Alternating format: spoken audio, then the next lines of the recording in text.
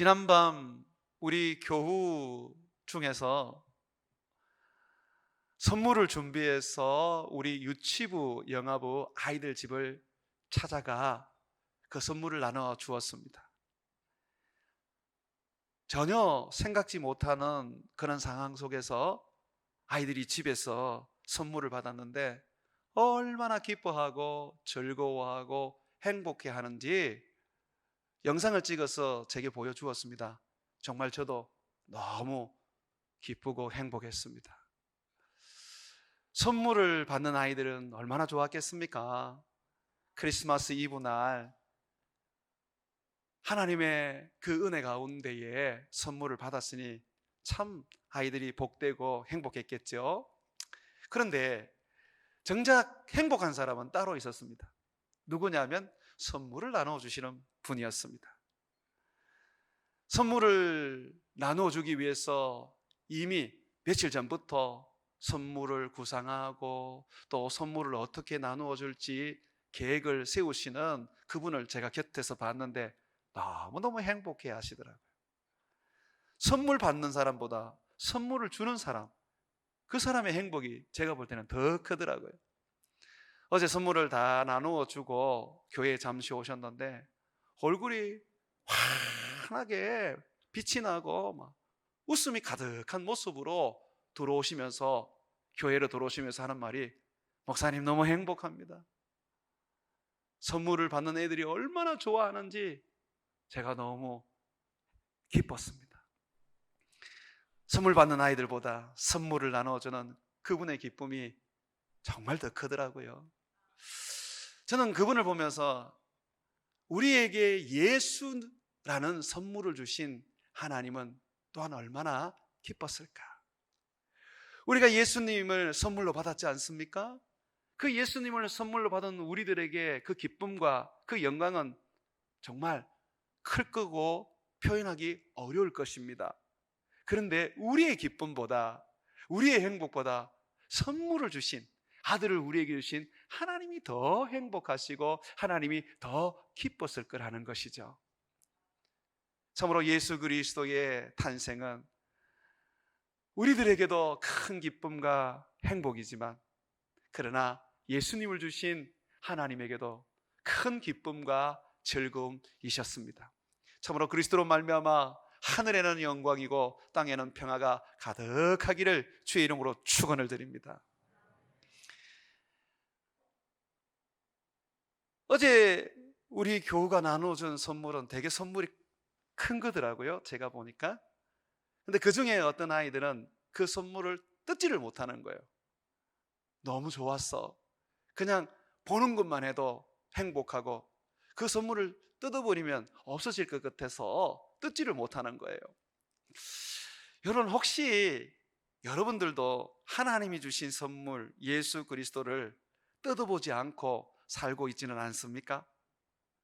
교회 올 때만 성경책을 들고 오시듯이 예수님을 믿고 예수님을 영접하셨지만, 그러나 그 예수님에 대해서 알아가고 배워가고 그 예수님과 동행하려는 그런 부분들은 하지 않고 그냥 항상 모셔놓기만 하고 있지는 않습니까? 오늘 우리가 말씀을 통하여 예수님을 한번 뜯어보기를 바랍니다. 예수님이라는 이 선물을 우리가 뜯어서 우리가 누리고 우리가 먹기도 하고 우리가 마시기도 하면서 이 선물로 인하여 행복을 가지기를 주의 이름으로 축원을 드립니다. 오늘 성경에 시몬이라는 한 남자분이 나오십니다. 이분은 선지자 같아요. 성령이 그 위에 계셨으니까 그는 성령으로 말미암아 하나님의 음성을 듣고 또 성령의 말씀하심을 따라 사람들에게 하나님의 말씀을 전해 주었던 것 같습니다. 이 사람에게 성령이 말씀을 하셨어요. 시몬아, 네가 죽기 전에 하나님의 아들, 이 세상에 하나님이 주시는 최고의 선물을 만나게 될 거야. 그래서 시몬은 성령의 그 말씀을 따라서 하나님의 선물이신 하나님의 아들 예수 그리스도를 기다렸습니다. 그리고 마침내 예수 그리스도 이 땅에 태어나시고 아기로 오신 예수 그리스도를 두 손에 안아서 높이 올려서 하나님을 찬양하고 하나님께 감사를 드릴 수가 있었습니다.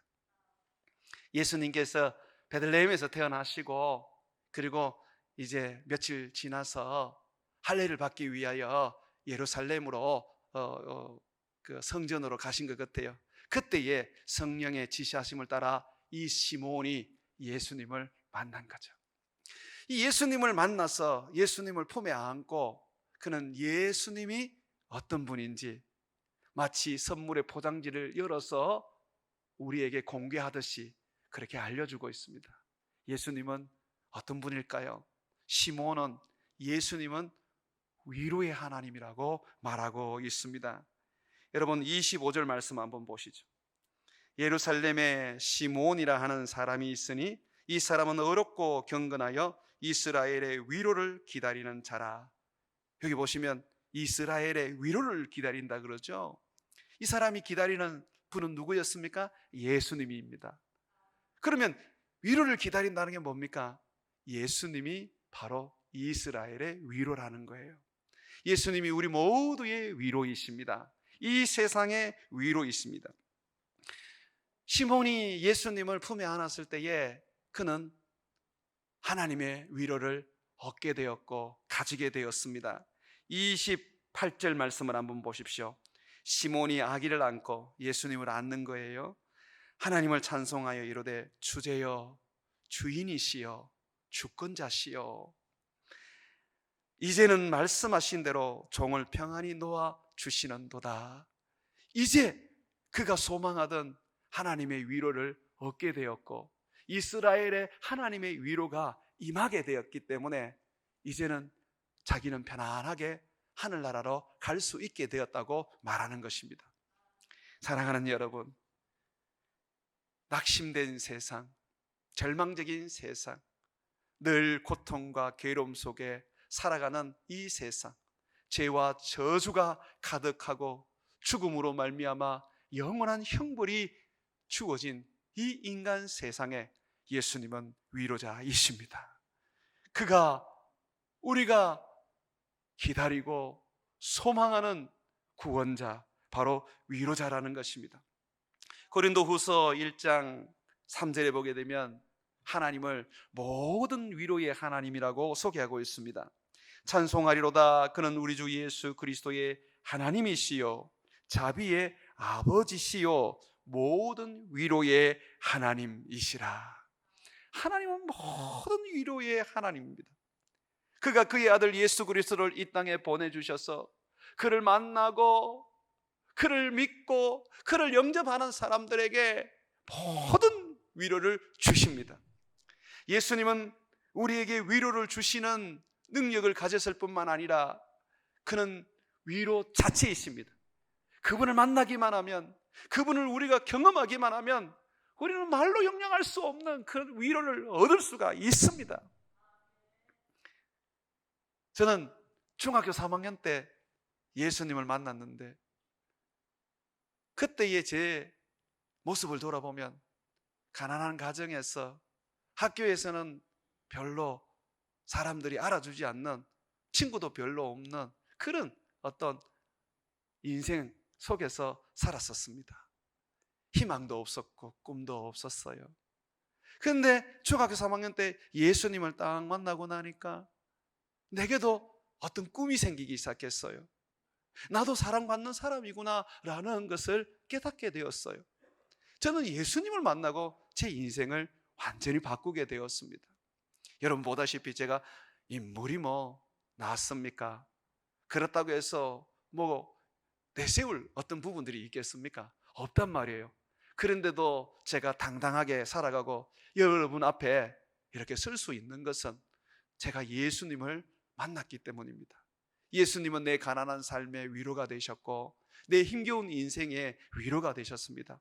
그래서 저는 지금의 삶 속에서도 많은 어려움 속에 항상 주님을 찾아가서 예수님께 나아가서 위로를 받습니다. 예수님은 여러분의 위로자이십니다.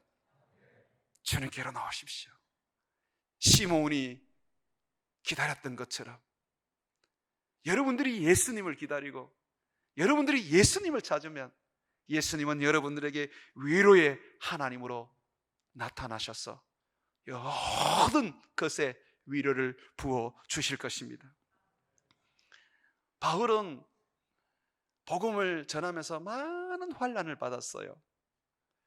아시아에서 특별히 큰 환난을 받았는데 바울은 이렇게 이야기를 해주고 있습니다. 아시아에서 당한 나의 환난은 정말 힘에 겹도록 심한 고난을 당한 환난이었다. 그래서 나는 살겠다는 소망까지 끊어졌다. 차라리 죽는 게 좋겠다 라고 나는 여겼다. 나는 그때 사형 선고를 받은 줄 알았다. 절망이었고 희망은 없었다. 그런데 예수 그리스도께서 내게 오셔서 위로하심으로 나는 그 환난을 이기게 되었고 나는 그 환난 속에서 하나님을 노래하고 찬송할 수 있었다. 참으로 하나님은 내게 위로의 하나님이시다 라고 말했습니다. 이 바울이 아시아에서 어떤 환난을 당했는지는 잘 모르겠는데 성경에 바울이 빌립보에서 받은 환난은 기록해 놓고 있습니다. 바울이 귀신 들린 사람을 고쳐주고 그 일로 인해서 감옥에 갇히게 되었어요. 얼마나 매를 많이 맞았는지 정말 피투성이가 되어서 감옥에 갇히게 되었습니다. 그 감옥에 갇혀서 바울이 하나님 앞에 찬양을 드렸습니다. 제가 가만히 생각해 보면 바울이 한편으로는 마음이 많이 힘들었겠다, 슬펐겠다. 주님을 위해서 목숨 걸고 복음을 전하면 주님이 지켜주시고 보호해 주시고 또 귀신을 쫓아내면 사람들이 칭찬하고 사람들이 몰려와서 어떻게 보면 우르르 존경해야 되는데 완전히 그 반대로 주님을 섬기기 때문에 핍박받고 환난받고 사람들에게 고소당해서 감옥까지 갔거든요. 얼마나 마음이 힘들었겠어요. 한편으로는 하나님 앞에 원망은 못하지만 내가 왜 이렇게 살아야 되나 하는 그런 서글픈 마음이 들었지 않았겠습니까?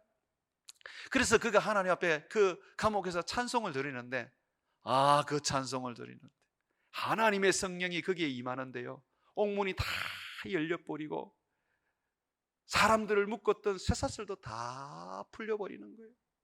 그 일로 인해서 간수장이가 바울을 하나님의 사람으로 인정하고 예수를 믿고 빌립보의 최초의 교회가 세워지게 되었습니다. 위로의 하나님이시죠. 비록 우리가 예수를 믿는 그 믿음 때문에 환난을 당하고 예수님을 섬기는 그 삶 때문에 우리가 어려움을 당해도 우리는 거기서 끝나지 않습니다. 바울에게 성령을 주셔서 그를 위로하신 것처럼 하나님은 우리에게 예수 그리스도를 주셔서 우리를 위로하고 우리를 다시 살려주십니다. 사랑하는 여러분, 예수님이 이 땅에 오셨다는 거 여러분 다 믿습니다. 그렇다면 오늘 시몬이 말한 것처럼 우리에게 위로를 주시는 하나님임을 믿으시기 바랍니다.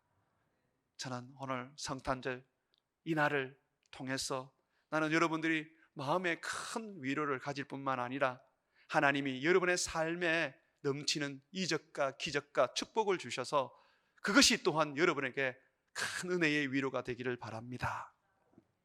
주님이 우리를 위로하실 때 보면 가장 많이 위로하시는 게 하나님의 말씀으로 위로를 하십니다. 우리가 힘들고 지칠 때, 낙심하고 슬플 때 우리는 아주 이 하나의 본능적으로 예배를 찾게 됩니다. 성경을 펼치게 됩니다. 요즘은 인터넷으로 설교를 찾아가죠. 저는 그렇게 일어나는 그 현상이, 그 말씀을 찾아가는 그 현상이 바로 성령의 역사라고 믿고 있습니다. 이상하게 내가 힘들고 내가 외롭고 내가 고난스럽고 내가 슬플 때 나도 모르게 말씀을 찾아간다는 거죠. 누군가에게 위로를 받으려고 해도 여러분 가만히 한번 보십시오. 돈 있는 사람 또는 뭔가 즐겁게 해주는 사람을 찾기보다 말씀을 가지고 있는 목사를 찾게 되고, 그래도 늘 기도하고 성경을 가지고 권면해주는 그런 권사님들, 장로님들, 집사님들이 여러분이 찾게 됩니다. 아닙니까? 아닌 것처럼 이렇게 저를 보시네. 아니면 큰일 납니다. 그렇게 되셔야 됩니다. 우리가 말씀을 찾습니다. 왜? 말씀이 바로 위로의 말씀이기 때문에 그렇습니다. 어느 한 집사님이 갑자기 두려움이 오셨어요. 그 두려움이 오셨는데 그 두려움을 이기려고 예를 쓰던 중에 하루는 말씀을 듣는 중에 그 말씀이 자기 속에 두려움을 내어쫓고 마음에 힘을 주고 용기가 생기고 그 두려움을 극복하게 만들더라는 겁니다. 여러분, 우리 이런 일들을 참 많이 겪지 않습니까? 일을 실패해도 우리가 좌절하지 않는 것은 하나님의 말씀을 듣고 다시 일어나기 때문이지 않습니까? 박해를 받아도 우리는 그 앞에 굴하지 않고 목숨까지 내어놓는 것도 하나님의 말씀 붙잡고 그 말씀으로 위로를 받기 때문이지 않습니까? 우리가 주님 앞에 엎드려 기도하면 우리 주님이 우리의 슬픈 마음, 그 고통스러운 마음에서 어떻게 말씀하십니까?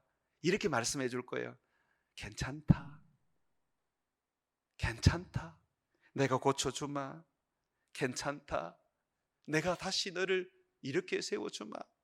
사람들이 너를 어떻게 여기더라도 괜찮다. 나는 너를 존귀하게 여긴다. 내가 너를 사랑한다. 내가 너와 함께 할 것이다. 괜찮다. 그렇게 말씀하십니다. 정말 우리 주님은 위로의 하나님입니다. 그 말씀을 듣고 나면요, 갑자기 힘이 팍 생겨나고 그렇게 좌절스럽고 죽고 싶은 마음이 싹 사라지면서 뭔가 다시 해야 되겠다라는 의욕이 일어나지요. 우리 주님은 위로의 하나님이십니다. 그가 말씀을 통하여 여러분을 위로한다는 것을 잊지 마십시오. 그러니 여러분들이 힘들고 또 외롭고 또 실패하고 절망을 느끼고 그리고 여러분들이 슬플 때 주의 말씀 앞에 나오시기를 주의 이름으로 축원합니다. 말씀은 능력입니다. 그 말씀이 여러분을 위로하여 다시 일으켜 주실 것입니다. 주님은 또한 말로만 위로하지 않고 말씀하신 것을 반드시 이루십니다. 말씀대로 축복하시고 말씀대로 능력을 일으키시죠. 레아가 야곱에게 사랑받지 못하고 동생 라헬에게 늘 업신여김을 받을 때 하나님이 어떻게 하셨습니까? 그를 위로하셨습니다. 말로만 위로하셨습니까? 아니죠. 하나님이 아이를 계속 놓게 해주셨어요. 그래서 7년 만에 아이를 7명이나 낳았어요. 정말 대단하죠? 하나님의 위로는 그렇습니다. 한나는 자식을 놓지 못해서 사람들에게 손가락질을 받았습니다. 하나님 앞에 나와서 눈물을 흘리면서 주여 아들 하나 달라고 하나님 앞에 애원했을 때 하나님은 그의 기도를 들으시고 아들을 하나 주심으로써 하나님은 크게 위로하셨습니다. 그 사람이 사무엘 아닙니까? 그런데 하나님의 위로가 거기서 끝났습니까? 나중에 아들을 더 주셨습니다. 딸도 주셨습니다. 우리 하나님은 그렇게 자비를 베푸시고 축복을 베푸시고 능력을 우리에게 주시는 위로자입니다. 주님이 여러분에게 오셔서 위로하실 때는 하나님이 반드시 능력을 주시고 축복을 주셔서 여러분을 다시 일으켜 세워 주실 것입니다. 가부가 아들을 잃었을 때 절망스러워했고 어느 누구도 위로하지 못했습니다. 그러나 예수님은 그 죽은 아들을 다시 살리심으로 말미암아 큰 위로를 주셨습니다. 우리 주님의 위로는 능력의 위로고 축복의 위로고 기적의 위로인 줄 믿습니다. 그래서 여러분들 오늘 예수님의 이 탄생을 기억하면서 우리 주님 앞에 나와서 주여 내가 예수님을 영접했사오니 내가 예수님을 믿사오니 내게 넘치는 위로를 주시옵소서라고 간구하시기를 바랍니다. 주님이 우리에게 주시는 이 위로 중에 큰 위로가 하나 있습니다. 그게 뭘까요? 우리에게 부자 되게 해주는 걸까요? 여러분이 부자 되게 하는 거는 위로 축에도 못 듭니다. 이거는 하나님이 우리에게 주시는 가장 큰 위로는 바로 구원입니다. 구원. 여러분 성경 말씀을 다시 한번 보십시오. 30절 말씀입니다. 이스라엘의 위로를 기다리던 시므온이 그 위로를 보고 하나님을 찬양하기 시작합니다. 그러면서 그가 예수님을 통해서 주시는 그 위로가 무엇인지 아주 구체적으로 노래하고 있습니다. 30절에 한번 보십시오. 내 눈이 주의 구원을 보았사오니. 뭡니까? 구원이에요. 구원. 죄에서 구원해 주시고, 사단에게서 구원해 주시고, 죽음에서 구원해 주시는 구원이에요. 이 세상은 멸망으로 가고 있습니다. 언젠가는 이 세상이 하나님의 그 심판 앞에 서서 모두가 그 죄로 말미암아 형벌을 받을 것입니다. 그러나 우리는 아니에요. 예수 그리스도를 믿음으로 말미암아 하나님이 우리에게 위로를 주셨는데 그 위로가 바로 구원입니다. 우리는 사망에서 생명으로 옮겨진 자들입니다. 우리는 심판을 받지 않는 자들입니다. 왜 그렇습니까? 예수님이 나를 대신해서 죄값을 받으셨기 때문에 그래요. 십자가에서 죽으신 예수님은 여러분 때문에 죽으셨고, 무덤에 묻히신 예수님은 여러분 때문에 무덤에 묻히셨습니다. 그러므로 우리는 예수님으로 말미암아 생명을 얻었고 영생을 얻었고 하나님을 아버지라 부르는 권세를 얻게 된 것입니다. 사랑하는 여러분, 하나님께서는 우리에게요 구원의 위로를 주시기를 원합니다. 이 구원의 위로가 여러분 모든 것을 다 담고 있을 뿐만 아니라 가장 최고의 구원입니다. 이 위로입니다. 우리 하나님은요 이 땅이 우리에게 주는 그 고통과 그 슬픔과 그 아픔이 다 죄로 말미암아 온 것을 알고 계십니다. 그래서 주님께서는 우리를 구원하여서 그 죄로 말미암아 가지는 슬픔과 고통과 괴로움을 끊어내기를 원합니다. 그래서 우리가 완전한 구원을 얻는 천국에 가면 어떻게 됩니까? 크게는 위로가 없어요. 왜? 슬픔이 없으니까, 절망이 없으니까, 고통이 없으니까 크기는 망함도 없습니다. 거기에서는 영원한 삶을 하나님과 누리면서 늘 기뻐하고 늘 행복하고 아버지가 주시는 그 은혜로 말미암아 살아갈 수 있는 거예요. 주님은 이 구원의 위로를 이 세상에 주시기를 원하십니다. 하나님은 모든 사람이 구원에 이르기를 원합니다. 모든 사람은 죄로 인하여 죽어가고 있습니다. 이대로 두면 그들은 그 몸이 죽을 뿐만 아니라 그 몸이 죽고 난다면은 구원의 기회가 없이 영원한 지옥의 형벌에 처하게 됩니다. 이 땅에 살아있을 때에 오로지 그들에게 구원의 기회를 주어질 수밖에 없는 겁니다. 사랑하는 여러분, 아무리 이 땅에서 부자가 되고 큰 명예를 가지고 또 권력을 가져본들 무슨 의미 있습니까? 잠시 살다가 끝날 인생, 그 인생이 끝나버리면 그 다음에는 영원한 지옥에서 영원한 형벌을 받게 되는 것이죠. 인생은 한 방입니다. 훅 갑니다. 그런데도 불구하고 그거 붙잡고 막 그냥 어떻게 해보려고 정말 인생들이 어리석지 않습니까? 우리 주님은 우리에게 참 위로 구원을 주시기를 원하십니다. 우리 주님이 주시는 그 위로는 얼마나 큰 힘이 있는지, 구원의 능력은 가난도 이기고 배고픔도 이기고 연약함도 이기게 만듭니다. 예수님의 제자들은 거지였어요. 예수님의 제자들은요 가진 게 없었어요. 하루는 성전에 가서 기도하려고 하는데 성전으로 들어갈 때 한 안절뱅이가 구걸을 했습니다. 여러분, 이 구걸하는 사람도 정말 어떤 부끄러운 가운데서 도와주십시오 하는 거지만, 구걸할 때 내가 아무것도 없어가지고 못 줄 때는 어떻습니까? 더 부끄럽습니다. 애들이 한 번씩 제게 와서 목사님 하고 안으면서 목사님 뭐 좀 줘요 그런데 아무것도 없잖아요. 그럼 내가 부끄러워요. 그래서 제가 어떻게 하느냐면 주머니에 과자 좀 넣어놓고 다닙니다. 예. 근데 우리 애들은 우리 애들은 이제 과자를 부모님들이 많이 사줘서 그런지 요즘은 저한테 뭐 달라는 소리를 안 합니다. 베드로와 요한이 성전 미문에 앉아있는 이 안절뱅이가 구걸을 할 때 아무것도 줄 수가 없었거든요. 얼마나 부끄러웠겠습니까? 그런데 그는 부끄러워하지 않았어요. 도리어 당당했습니다. 그들이 이렇게 말합니다. 은과 금은 내게 없다. 나 돈 한 푼 없다. 나 알거지다. 이렇게 말합니다. 그런데 그들이 부끄러워하지 않았던 이유가 무엇입니까? 이렇게 말해요. 그러나 내게 있는 것으로 너에게 주노니 곧 나사렛 예수의 이름으로 일어나 걸어라. 예수, 그분을 그 거지에게, 그 안질뱅이에게 주는 거예요.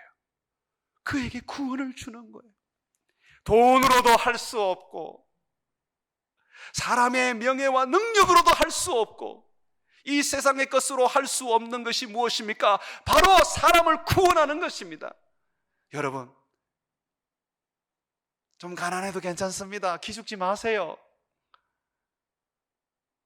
똑같은 옷 1년 내내 입고 다녀도 괜찮습니다. 아무런 문제 안 됩니다. 여러분들에게는 정말 당당하고 부끄럽지 않는 그런 하나님의 선물이 있습니다. 능력이 있습니다. 바로 예수님이죠. 사람들에게 예수님을 주십시오. 내가 비록 나에게 구걸을 하는 사람들에게 구제할 수 없어도 그 사람을 향하여 따뜻하게 손을 잡아주며 예수님이 당신에게 축복해 주시기를 원합니다 하는 그 한마디를 던지십시오. 그것이 수천의 돈을 주는 것보다 더 가치 있고 능력이 있는 하나님의 위로입니다. 예수 이름의 능력을 믿으십시오. 예수의 이름은 귀신을 쫓아내고 예수의 이름은 죽은 자를 살리고 예수의 이름은 안절뱅이도 고칩니다. 예수의 이름은 마귀를 쫓아냅니다. 그 이름이 세상의 위로며 세상의 구원이라는 것을 잊으시면 안 됩니다. 누구든지 주의 이름을 부르는 자는 구원을 얻으리라 그랬어요. 그래서 예수님께서 우리에게는 돈을 주시지도 않고 또 편안한 삶도 주시지도 않고 오직 하나 주셨는데 그것이 바로 예수 이름입니다. 여러분이 가진 게 예수 이름밖에 더 있습니까? 기도할 때도 예수 이름으로 기도하고 전도할 때도 예수 이름으로 전도하고 그 예수 이름 하나밖에 없잖아요. 그런데 그것이 바로 가장 최고의 선물이고 세상을 위로할 수 있는 최고의 위로이고 그리고 최고의 구원이라는 것입니다. 사랑하는 여러분, 저는 여러분들이 위로받는 자에서 끝나지 않고 위로하는 자가 되기를 소망합니다. 여러분에게는 이미 하나님으로부터 받은 위로가 가득합니다. 바로 예수예요. 또 계속해서 위로를 받으실 거예요. 넘치는 위로를 받으실 거예요. 그리고 이 위로는 하늘에서, 여기 땅에서 끝나지 않고 저 하늘에 올라가서 여러분들이 다 더 가지고 온전하게 누리게 될 것입니다. 이 땅에서 여러분 좀 힘들고 괴롭고 뭐가 좀 아파도 여러분 툭 틀어버리십시오. 저 천국에 가면 여러분들 하나님이 말로 할 수 없는 그 위로를 주십니다. 거기서는 아프지 않을 거예요. 거기에서는 잠 못 자고 하는 그 고통 가지지 않을 거예요. 거기에서는 외롭지 않을 거예요. 거기에서는 돈 없다고 갈시받지 않을 거예요. 거기에는 하나님의 영광스러운 자녀로서 여러분들이 축복을 받으며 여러분 원하는 삶을 마음껏 풍요롭게 누리며 살 것입니다. 사랑하는 여러분, 오늘 시므온이요, 이 위로가 주님이 주시는 참된 위로, 가장 큰 위로, 이 구원이 온 땅에 퍼져나가는 것이 우리 주님의 세상에 오신 이유라고 또 말하고 있습니다. 한번 여러분 보십시오. 32절입니다. 이방을 비추는 빛이요 주의 백성 이스라엘의 영광이니이다. 누가 이방을 비추는 빛이랍니까? 예수님이 이방을 비추는 빛이라는 거예요. 이스라엘의 또한 영광이라는 거예요. 여러분, 우리 주님은 예수님을 이 땅에 보내셔서 여러분만 구원하기를 원치 않습니다. 만민이 구원을 얻기를 원하십니다. 31절을 또 한번 보십시오. 이는 만민 앞에 예비하신 것이요. 만민 앞에 예비한 게 뭡니까? 구원이죠. 구원. 모든 사람이 구원을 얻기를 원하는 것입니다. 이 구원을 위해서 주님은 또한 우리만 누리고 우리 민족만 가지는 것이 아니라 이방 민족, 다른 민족, 다른 나라 사람들, 혈색도 다르고 언어도 다른 그 사람들에게 주님은 이 구원의 빛을, 이 위로의 빛을 하나님은 부으시기를 원하시는 겁니다. 우리의 삶 속에 우리가 자꾸 놀부처럼 살면 안 돼요. 놀부처럼 산다는 게 뭐냐면 들어가기는 들어가는데 나올 줄 모르면 그 놀부처럼 사는 거예요.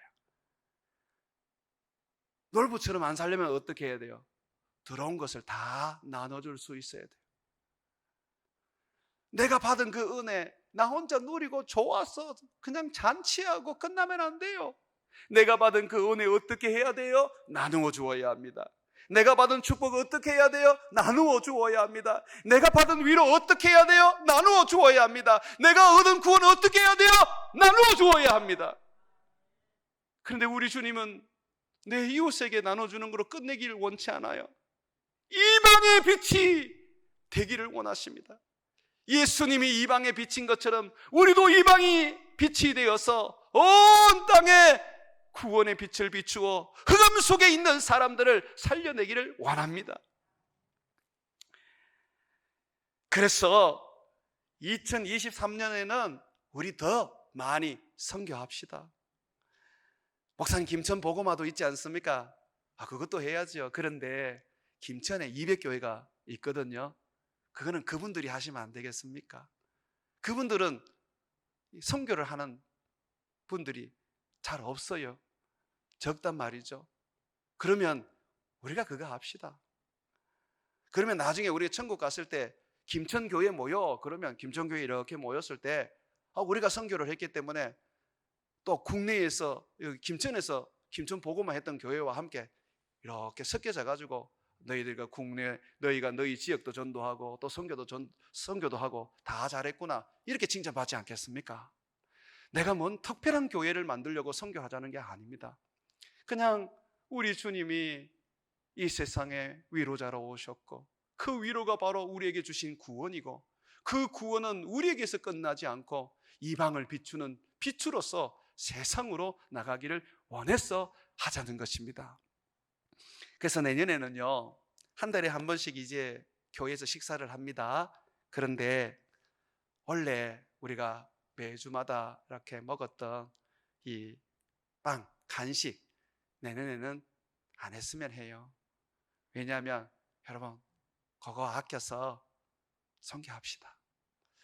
우리 성탄 헌금을 여러분이 하시면요, 이거는 100% 우리가 구제로 다 씁니다.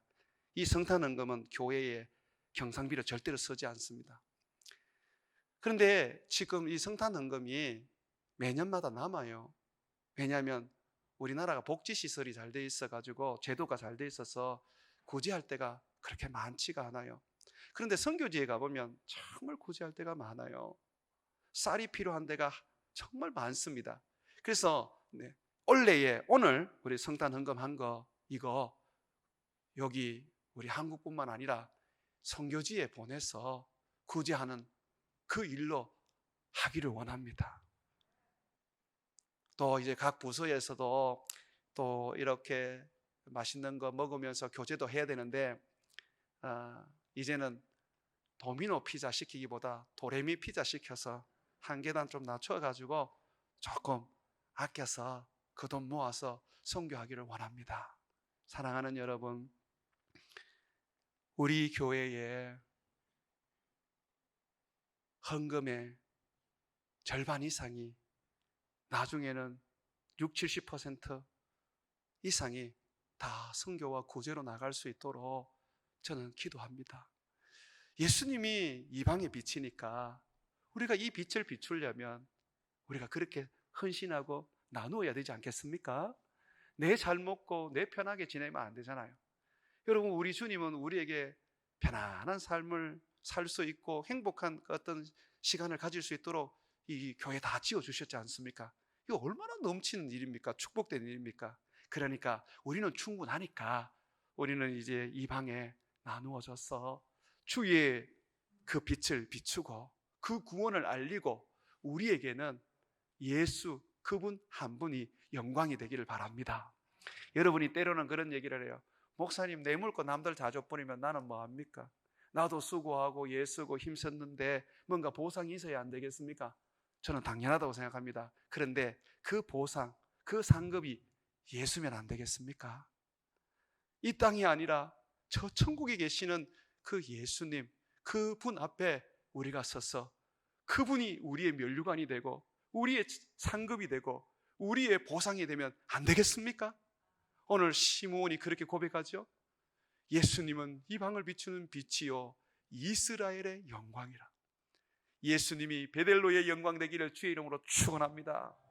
여러분, 우리는 여기에서 좀 가난하고 좀 헐벗고 내 거 가지고 남 줘도 우리 그거 기쁘게 여깁시다. 왜냐하면 우리의 행복은, 우리의 영광은, 우리가 누릴 복은 예수이기 때문에 그렇습니다. 사랑하는 여러분, 이 땅에 오신 예수님, 그는 우리에게 위로자이십니다. 그가 주신 최고의 위로는 구원이시고 그 구원은 온 세상에 전파되기를 원하고 우리가 그걸 위하여 헌신할 때 우리는 예수님만이 우리의 영광이 될 줄로 믿습니다. 2023년도에는 우리가 더욱더 이 방에 빛을 비추는 그런 교회 되기를 주의 이름으로 축원을 드립니다.